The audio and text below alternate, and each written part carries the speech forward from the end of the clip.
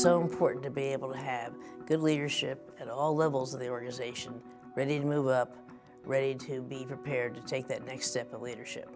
If you think about business strategy as what a company is going to do, then leadership strategy defines how a company is going to do it. I absolutely believe boards have a responsibility to establish that leadership strategy as well as the business strategy. There's no execution of a great strategy without the talent that bears that out. As they think about succession planning, as they think about the future of the company, it is the responsibility of the board to think longer term. Where's the talent we have today that will be there tomorrow when we introduce these new services or these new products? And what do we need to do to develop that talent?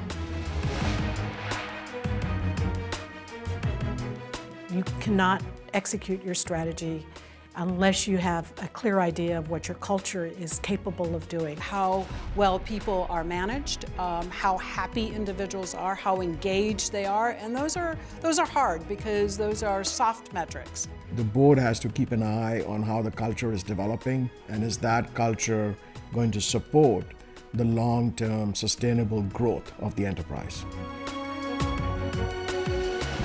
Times are changing so quickly.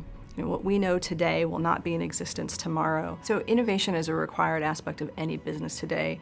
If we're not paying attention to it, likely we won't be in business in the future. The board's role in disruptive innovation is critical. Think about providing an environment that allows for innovation, allows for safety, allows for the people to excel. The board needs to have its own leadership strategy. You are, the place where the buck stops. We talk a lot about diversity of the board.